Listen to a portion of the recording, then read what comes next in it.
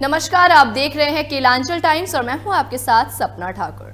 झारखंड सरकार ने आज अपना अंतिम बजट पेश किया और इस संदर्भ में हमारी केलांचल टाइम्स की टीम ने देवघर के लोकप्रिय विधायक नारायण दास से खास बातचीत की और इस पर उनसे प्रतिक्रिया भी ली है। देखिए एक रिपोर्ट। देवघर के लोकप्रिय विधायक नारायण दास जी हैं, जानते हैं बजट पर इनकी क्या प्रतिक्रिया है। देखिए, जब भी कोई सरकार के द्वारा बजट पेश किया जाता है तो निश्चित रूप से वो बजट जो है वो समावेशी होना चाहिए। उसमें सभी शबों के हित की बात होनी चाहिए, चाहे किसान हो, मजदूर हो, छात्र हो, नौजवान हो, आम जनता हो, सबके हित की बात होनी चाहिए। लेकिन जिस प्रकार ये सरकार ने बजट प्रस्तुत किया है, लगता है कि पुराने पन्ने को ही इसमें ऐड किया गया है और वो कहावत है कि बोतल वही है, सिर्फ उसका रंग बदल दिया गया है। और देश की जो माने कि राज्य की जो हालात है उसके विषय में हम इतना कह सकते हैं कि एक तरह से लूट तंत्र यहाँ मचा हुआ है। उसमें कैसे नियंत्रण हो, उस अपराध जो बढ़ा है उसमें कैसे नियंत्रण हो, और जिस प्रकार उद्योग धंधा यहाँ फैला है ट्रांसफ़र पोस्टिंग का, उसमें कैसे लगाम लगे, ये सरकार को सोचने की बात है। जिस चुनावी वादों के साथ, नारों के साथ और लुभावनी नारों के साथ वो जनता के बीच आने का काम किए, जनता को बहुत उम्मीद थी। उन्होंने छात्रों के लिए बेरोजगारी भत्ता की बात की, 5 लाख नौकरी देने की बात की। आज कहाँ है? न उन्होंने एक नौकरी दे पाया, ना ही किसी को बेरोजगारी भत्ता मिला, और बजट में उसका प्रावधान भी नहीं है। कुछ दिन पहले आप लोग देखते होंगे कि सरकार आपके द्वार कार्यक्रम में ये सरकार जनता के बीच जाने का काम किया, अबुआ आवास को लेके, पेंशन को लेके, लेकिन कहीं एक आदमी का न तो पेंशन हुआ ना ही अबुआ आवास मिला। लिस्ट तो आ गया है, वहाँ वो की स्थिति है, खाते में पैसा नहीं जा रहा है। मुखिया सबका कहना है कि ग्राम सभा, हम सबों को भी पता है, आपको भी पता है कि ग्राम सभा कौन करता है। ग्राम सभा को मुखिया ही करते हैं, लेकिन उन लोगों का भी कहना है कि कहीं भी ग्राम सभा नहीं हुआ।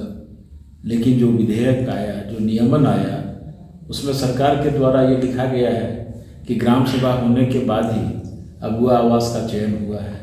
तो ये झूठ की सरकार है और झूठ की बुनियाद पर ये सरकार आगे बढ़ी है। समय आ गया है, लोकसभा का चुनाव है।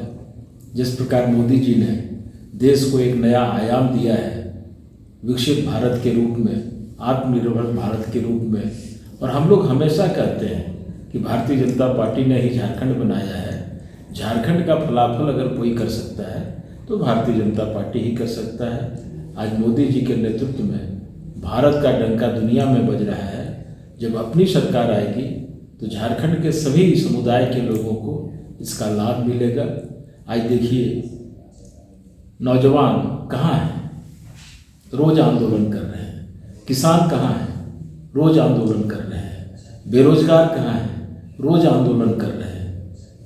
सरकार जब बनती है तो जनहित में सरकार बननी चाहिए। मोदी जी ने भी तो घोषणा किया था। मोदी जी के कार्यों को देखिए ना, आज युवा मोदी जी के नाम पर यशगान करते हैं, गुणगान करते हैं। सबको मुख्य धारा से जोड़ने का काम उन्होंने किया। सबका साथ, सबका विकास, सबका प्रयास, यही हिंदुस्तान का है कथा। और मोदी जी की किस बातों को जनता ने नहीं माना। चाहे कोरोना के कालखंड को आप देख लीजिए, आत्मनिर्भर भारत ये बन चुका है। एक आदमी क्या भूख से मरा? एक आदमी को कष्ट हुआ?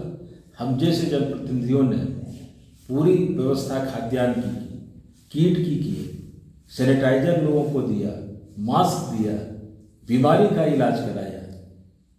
ये भारतीय जनता पार्टी है। कोरोना के कालखंड में आप यूपीए गठबंधन के एक भी विधायक को कहीं पाए होंगे आम लोगों के बीच?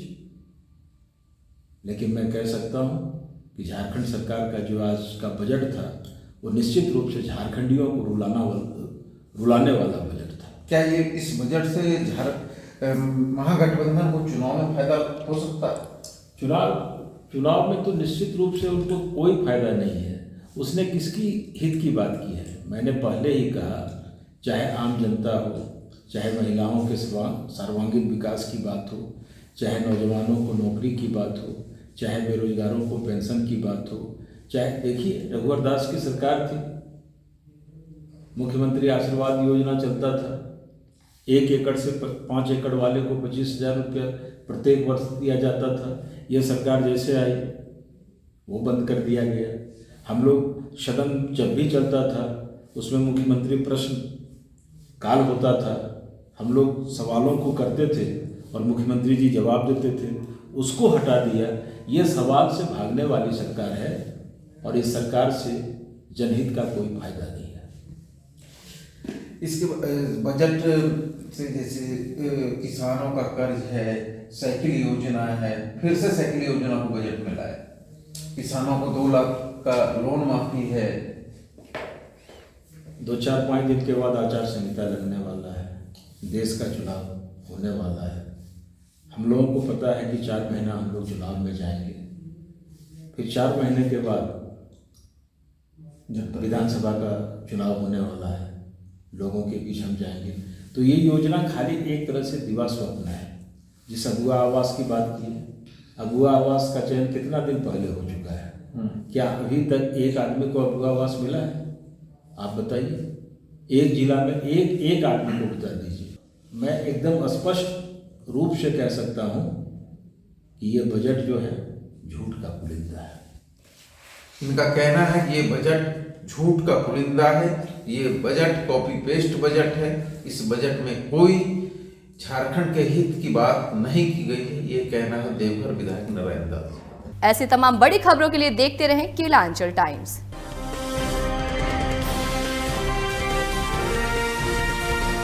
केलांचल टाइम्स, हर खबर पर हमारी नजर।